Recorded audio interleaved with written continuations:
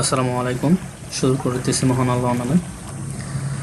আজকে আমরা দেখব কিভাবে আইডিএম এক্সটেনশন নিতে হয় বা ক্রোম ব্রাউজার আইডিএম অ্যাড করতে হয়। আমরা যে প্রবলেমটা ফেস করি অনেক সময়, আইডিএম ইনস্টল করার পরেও ব্রাউজার অ্যাড হয় না, সেক্ষেত্রে আমরা এক্সটেনশনে গিয়ে বারবার ট্রাই করি অ্যাড করার, বাট অ্যাড করতে পারি না।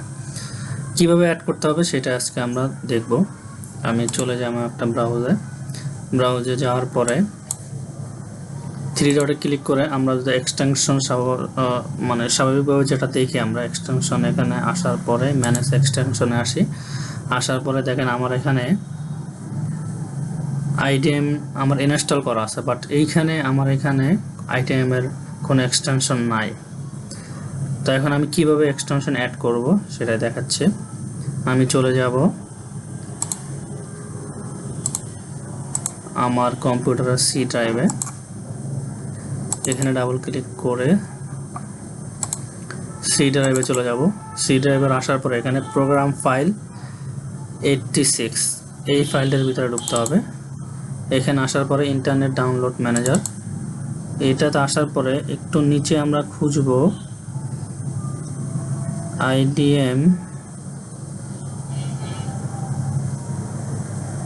এই যে আইডিএম gcext.crx। হ্যাঁ, আর একটা আছে আইডিএম gcxt59.crx, আমরা উপরেরটা নিব আইডিএম dgcext.crx।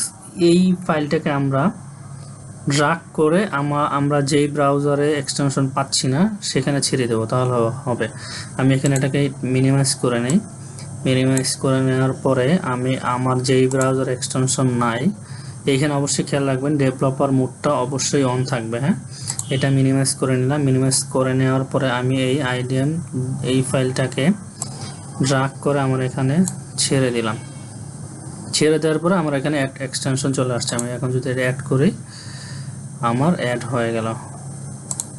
এখন আমি ইজিলি ইউটিউব বা যে কোনো জায়গায় গিয়ে আমি আইডিএম দিয়ে ডাউনলোড করতে পারবো।